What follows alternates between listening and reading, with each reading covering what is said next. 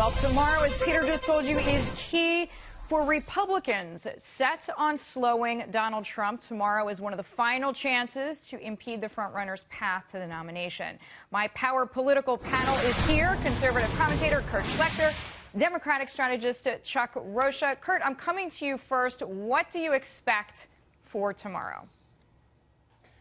Well, Deidre, I expect Marco Rubio to be knocked out of the race. This is a real tragedy for Marco Rubio and for the Republican Party. You know, this guy who had such high expectations, he chose to cavort with Chuck Schumer, and after that, I think this was a I don't think there was any other possible outcome. And I apologize for cutting you off. Even though Rubio has said, even if I lose my home state of Florida, I stay in, you don't think he will? I can't imagine it. You know, I think he wants to at least attempt to keep some viability in the future. If he does that, he's in as a spoiler, and he's just, you know, shoveling dirt on into the hole. It's not good. I think John Kasich's going to win tomorrow in Ohio, and we'll never get rid of this guy.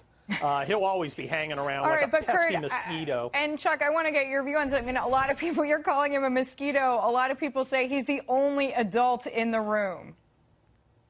Well, I will tell you that if he wins Ohio, it becomes mathematically improbabilities happen out there. Now, it sounds bad for me saying mathematical improbabilities. What you got to get to that magic number. And just like my brother was just saying about Marco hanging around with his little bit of delegates, if Kasich wins tomorrow, he'll have about the same amount as Rubio. And then you start playing math and start playing games with how do you get to that end number before you get to the convention. And I think that's where the real Rubicon comes from, because we all thought that there was no way that Trump could be stopped. There may not be a way he can be stopped, but if Kasich wins Ohio, then you start talking about doing math.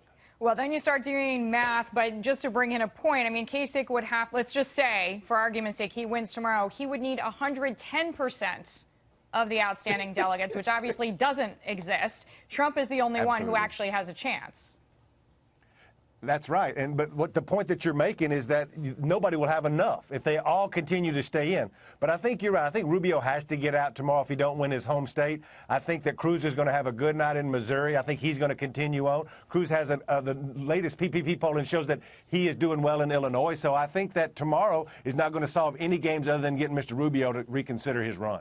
All right, Kurt, scale of 1 to 10, how likely is a very tricky convention in July?